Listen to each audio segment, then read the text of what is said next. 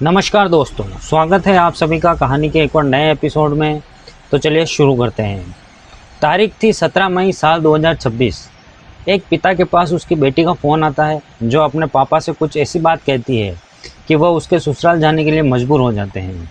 इसके बाद जब वो उसके ससुराल पहुंचते हैं तो जो चीज़ें बिगड़ी हुई थी वो अपनी तरफ से उन्होंने सही करके आ जाते हैं।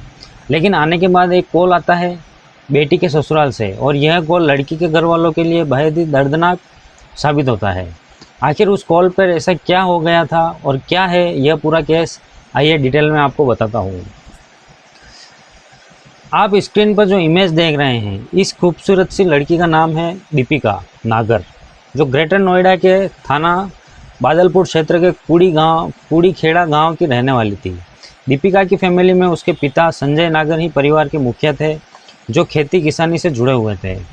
उन्हें पूरे गांव में एक बेहद सीधे, संस्कारी और प्रोग्रेसिव सोच वाले पिता के रूप में देखा जाता था, जिन्हें समाज की परवाह न करते हुए अपनी दोनों बेटियों दीपिका और सारिका को खुलकर जीने की आस दी थी और उन्हें अच्छे स्कूल में पढ़ाया लिखाया।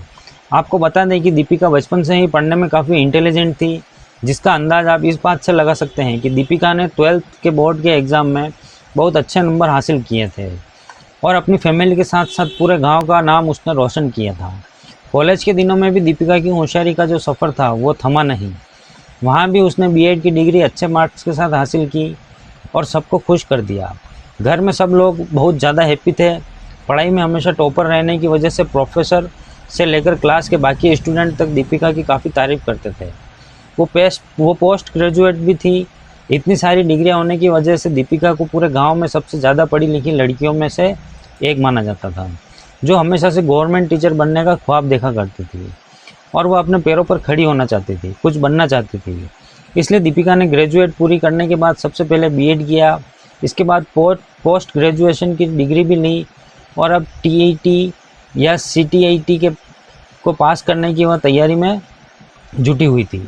वो दिन रात अपनी किताबों और नोट्स में उलझी रहती थी, बस इसलिए ताकि वो कुछ कर सके और आगे कुछ बन पाए। एक तरफ जहां दीपिका अपने पैरों पर खड़ी होकर अब फ्यूचर को संवारने की तैयारियों में जुटी हुई थी, तो वहीं दूसरी तरफ उसके पेरेंट्स अपनी प्यारी बेटी के हाथ पीले करने की और उसकी शादी करने के सुनहरे सपने सजा रहे थे। जब घर में दीपिका की शादी को लेकर बातचीत शुरू हुई तो उसने पेरेंट्स से साफ कह दिया कि वो शादी करने के लिए ठीक है, तैयार है, लेकिन एक शर्त है कि शादी के बाद भी वो टीचर बनने की जो तैयारी है वो उसे कंटिन्यू करेंगे। इस पर फैमिली को कोई एतराज़ नहीं था, बल्कि उसके पिता संजय नागर ने तो अपनी बेटी के इस फैसले को खुलकर सपोर्ट किया और उसके लिए एक ऐसा रिश्ते व तलाशने लगे जहां दीपिका को कभी किसी चीज़ की कोई कमी महसूस ना हो और उसकी सारी ख्वाहिशें वहां पूरी हो जाए। तब उन्हें ऋत्विक तंवर के बारे में पता चलता है, जो ग्रेटर नोएडा के जलपुरा गाँव का रहने वाला था। उसकी फैमिली में उसकी माता पिता और 2 बहनें थीं, जिसका इकलौता भाई था ऋतिक। ऋतिक के पिता का नाम आपको बता दें मनोज है, जो जलपुरा इलाके के एक बड़े और रसूखदार प्रॉपर्टी डीलर कारोबारी हैं। उनके पास पैसों की कोई कमी नहीं है। प्रॉपर्टी के कारोबार और ज़मीन की खरीद बेच से जुड़े होने की वजह से समाज में वही बड़े बड़े लोग के साथ मनोज के उठना बैठना था। लोग उन्हें मनोज प्रधान कहकर पुकारते थे। रिपोर्ट्स और सोशल मीडिया पर चल रही जानकारी के मुताबिक मनोज के पास इको एक 3 एरिया में 3 स्कूल भी हैं, जिनकी अर्निंग भी लाखों में है। उनके घर के बाहर हमेशा महंगी गाड़ियां खड़ी रहती है और साथ ही एक आलीशान 3 मंजिल का घर भी था और कई जगह प्रॉपर्टी भी है। आपको बता दें, ऋतिक भी अपने पिता के साथ ही उनका काम जो है वो संभाला करता था। वह ज़मीनों की खरीदे बेच, साइट विजिट, डील्स फाइनल करने का पूरा काम देखता था। परिवार के पास जो स्कूल्स हैं उनकी ज़मीनी कमान और मैनेजमेंट संभालने में भी ऋत्विक अपने पिता का हाथ बटाता था, जिस वजह से प्रॉपर्टी मार्केट और रसूखदार लोगों के बीच उनकी काफ़ी अच्छी जान पहचान हो गई थी। अब क्योंकि वो घर का इकलौता वारिस था तो उसके नाम करोड़ों की प्रॉपर्टी थी। और सबसे बड़ी बात कि ऋत्विक एक एजुकेटेड लड़का था। दीपिका की फैमिली को लगा कि भाई अगर हमारी बेटी की शादी इस घर में हो जाती है तो वो एक अच्छी फैमिली तो है ही, और उसके सपनों को वो लोग समझ पाएंगे, वो टीचर बन सकेगी, वो लोग उसका साथ देंगे और पढ़ाई में किसी भी तरह की कोई रुकावट नहीं होगी। इसलिए दीपिका के परिवार ने ऋतिक के पेरेंट्स से बात की और आपसी राजामंदी से दोनों का रिश्ता जो था वो तय हो गया। रिपोर्ट्स में ऐसा बताया जा रहा है कि ऋतिक रिश्ता तय करने से पहले संजय नागर ने ससुराल वालों के सामने अपने दिल की बात रखी और अपनी बेटी के सपनों का जिक्र करते हुए कहा कि बेटी की शादी के बाद वो नौकरी करना चाहती है। इस पर ससुर यानी मनोज ने उसके पिता से प्रॉमिस किया कि वह शादी के बाद दीपिका को नौकरी के लिए बाहर कहीं जाने की ज़रूरत नहीं है, वो अपने स्कूल में ही उसे जॉब दे देंगे या फिर उसके लिए एक नया स्कूल बनवाएंगे ताकि वह अपने बच्चों को आराम से वहाँ पढ़ा सके। और दीपिका चाहे तो वो अपनी आगे की पढ़ाई भी जारी रख सकती है। उसकी फैमिली खुलकर सपोर्ट करेगी और उसे बहू नहीं बल्कि घर की बेटी बनाकर रखा जाएगा। जब क्योंकि दीपिका के ससुर खुद आगे बढ़कर बहू के लिए स्कूल बनवाने का वादा कर रहे थे, तो भला दीपिका के पेरेंट्स कैसे उनकी बात का यकीन ना करते हैं। उन्हें लगा कि अपनी बेटी की किस्मत का ताला खुल गया है। इसी वादे के भरोसे 11 दिसंबर 2024 को दीपिका और ऋतिक के शादी के संबंध में बन गए। संजय अपनी बेटी की शादी में किसी तरह की कोई कसर नहीं छोड़ना चाहता था, जैसे कि कोई भी बाप नहीं चाहता। उन्होंने भी इस शादी को अच्छा बनाने के लिए पैसों का पानी की तरह बहाया। शादी से लेकर विदाई तक लगभग 1 करोड़ के महंगे तोहफे और सामान लड़कियों वालों की तरफ से दिए गए। यह सोचकर कि बेटी एक अच्छे घर में जा रही है, संजय ने अपनी हैसियत से ज़्यादा अपनी बेटी दीपिका को दिया था। एक इंटरव्यू में उन्होंने खुद यह बात बताई कि उन्होंने दहेज में एक स्कॉर्पियो कार दी थी, साथ ही कन्यादान में 5.5 लाख, लगन पर 2.5 लाख, 1.5 लाख चिट्ठी पर और 2.5 लाख गोद भराई पर और बाकी रस्मों पर भी खुलकर पैसा खर्च किया था। इतना ही नहीं, लगभग करीब आधा किलो गोल्ड और 2.5 से 3 किलो चांदी के जेवर भी दिए गए थे। संजय ने अपनी प्यारी बेटी को बड़े ही अरमानों के साथ 11 दिसंबर 2024 को विदा किया था। जहां शुरुआत में दीपिका को भी किसी भी चीज़ की कोई कमी महसूस नहीं हुई, वहीं दीपिका ने ससुराल से जुड़े लोगों का कहना है कि जो सास है दीपिका की, पूनम, वो तो अपनी बहू नहीं बल्कि बेटी की तरह मानती थी। उनके बीच सास बहू वाला कोई रिश्ता नहीं था। पूनम दीपिका पर इस कदर लाड़ प्यार लुटाती थी कि देखने वाले लोगों को हैरानी हो जाए। वह दीपिका ने भी पूनम को अपनी सगी माँ से बढ़कर दर्जा दिया था। हर पल हंसना, गले मिलना और खुशियाँ बांटना, ऐसा लगता था मानो जो रिश्ता है वो 7 जन्मों का अटूट बंधन है। और दीपिका की किस्मत में दुनिया की सबसे बेहतरीन सास और बहुत अच्छा घर लिख दिया गया है। दीपिका की दादी सास के मुताबिक जब दीपिका घर पर यानी मायके जाती थी तो पूनम उसे सीने से लगाकर रोती थी। तारीख थी 17 मई 2026। एक पिता के पास उसकी बेटी का फ़ोन आता है जो उसने अपने पापा से कुछ ऐसी बात कही कि वह उसे ससुराल जाने के लिए मजबूर हो जाते हैं। इसके बाद जब वो उसके ससुराल पहुंचते हैं तो जो चीज़ें बिगड़ी हुई थी वो अपनी तरफ से उन्होंने सही करके आ जाते हैं। लेकिन आने के बाद एक और कॉल आता है कि बेटी के ससुराल से, और यह कॉल लड़की के घर वालों के लिए बेहद दर्दनाक साबित होता है। आखिर उस कॉल पर ऐसा क्या हो गया था और क्या है यह पूरा केस, आइए डिटेल में बताता हूँ।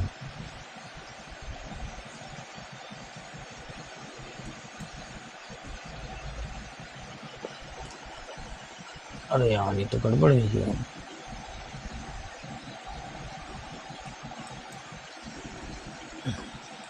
एक तरफ जहां सास अपनी बहू पर प्यार लुटाती थी तो वहीं ऋत्विक भी शादी के शुरुआती महीने में दीपिका की हर बात मानता था।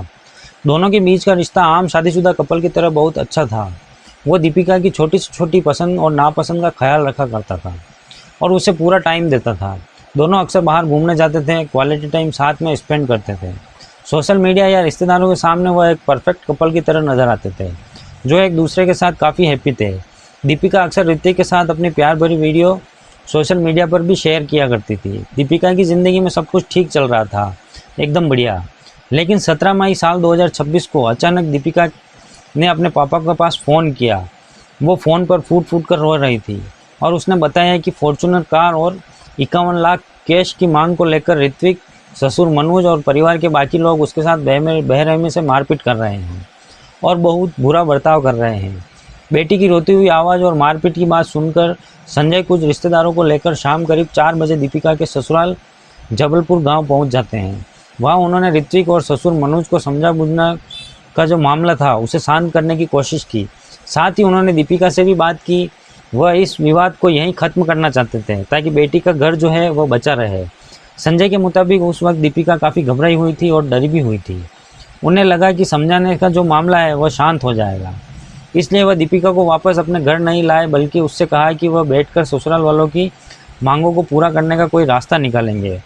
और शायद यही संजय की सबसे बड़ी भूल थी, क्योंकि जब उन्होंने देख लिया था कि उनकी बेटी उस घर में खुश नहीं है, यह सारी चीज़ें हो रही है, उसे टॉर्चर किया जा रहा है, उसके मुताबिक तो संजय को उससे समझने के बजाय उसने अपने घर पर लाना चाहिए था और फिर बैठाकर उसके ससुराल वालों से बात करनी चाहिए थी। लेकिन वो बेटी का घर बर्बाद ना हो, इस डर से उसे वहीं छोड़ा है। रात को करीब 10:30 बजे वो अपने घर पर पहुंचे और थोड़ी देर बाद जो ससुर थे मनोज, उन्होंने संजय को फ़ोन किया और कहा कि दीपिका तीसरी मंजिल की छत से गिर गई है और उसे ग्रेटर नोएडा के एक हॉस्पिटल हम लेकर जा रहे हैं। यह सुनते ही संजय के पैरों तले ज़मीन खिसक जाती है और वह तुरंत ही अपने छोटे भाई हितेश नागर को फ़ोन करके उन्हें पूरी बात बता देता है।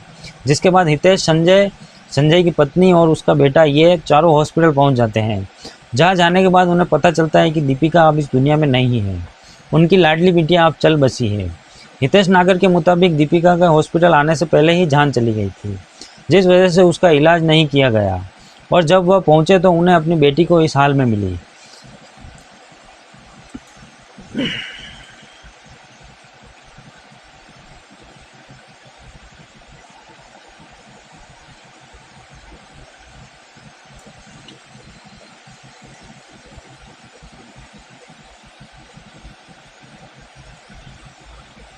अपनी बेटी को खोने के बाद घर वालों ने 18 मई 2026 को ग्रेटर नोएडा के इको एक 3 पुलिस स्टेशन में ससुराल वालों के खिलाफ एफआईआर दर्ज करा दी।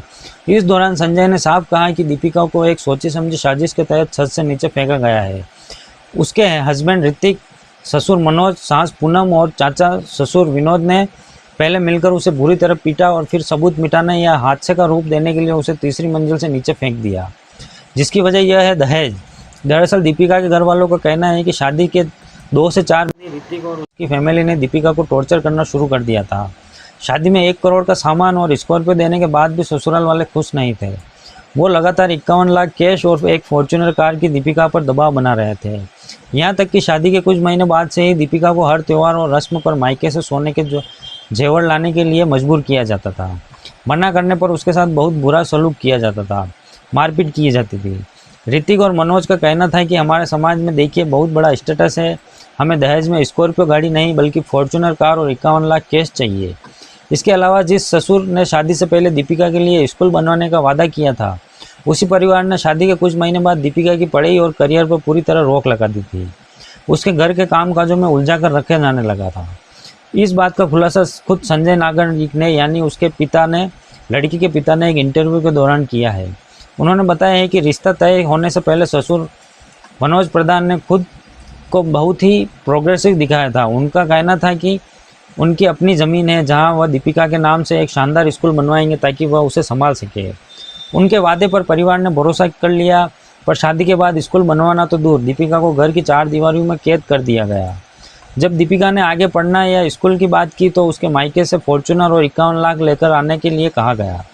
दीपिका के चाचा के मुताबिक दीपिका ने कई बार अपने परिवार वालों को इस बारे में बताया था, लेकिन हर बार उन्होंने ऐसा लगा कि समझाने से सब ठीक हो जाएगा। वो नॉर्मली उसके ससुराल वालों के पास जाते हैं और बातचीत करने के बाद अपने घर वापस आ जाते हैं। उन्हें लगा था कि धीरे धीरे वक्त के साथ सब ठीक हो जाएगा, लेकिन आप कह सकते हैं कि परिवार की, दीपिका की फैमिली की यही सोच दीपिका की एक्चुअली में जान ले गई। उन्हें अपनी बेटी के साथ हो रहे टॉर्चर को बिल्कुल भी नॉर्मल नहीं समझना चाहिए था, बल्कि जब पहली बार उसने बताया कि उसके साथ ससुराल में यह सब हो रहा है तो उसी वक्त उनको एक्शन लेना चाहिए था। पर सब ठीक होने के चक्कर में आज सब कुछ खत्म हो गया। एक तरफ जहां मायके वाले ससुराल वालों पर आरोप लगा रहे हैं कि उन्होंने उनकी बेटी की जान ली, तो वहीं ससुराल पक्ष की तरफ से इन सभी आरोपियों को खारिज करने किया गया। सबसे पहले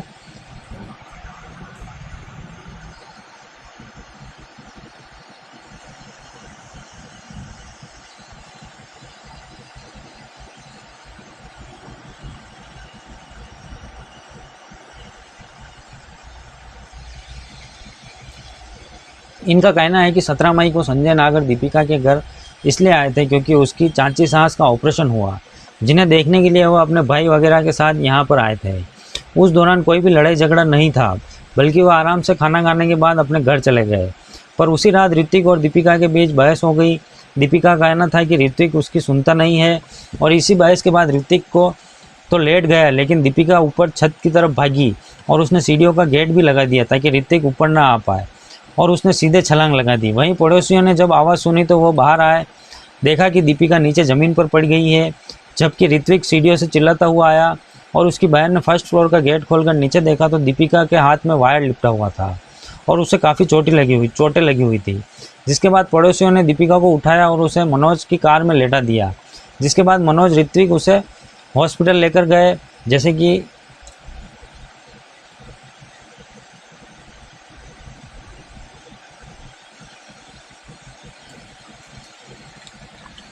इसके अलावा दीपिका के घर वालों का यह भी कहना है कि उससे घर का काम करवाया जा रहा था, जबकि ऋत्विक के घर वालों का कहना है कि मनोज ने उसके लिए 18,000 महीने पर मेड लगा रखी थी, जो सुबह 8 बजे आती और रात को 8 बजे जाती थी। दीपिका को यह भी किसी भी चीज़ की कोई कमी नहीं थी।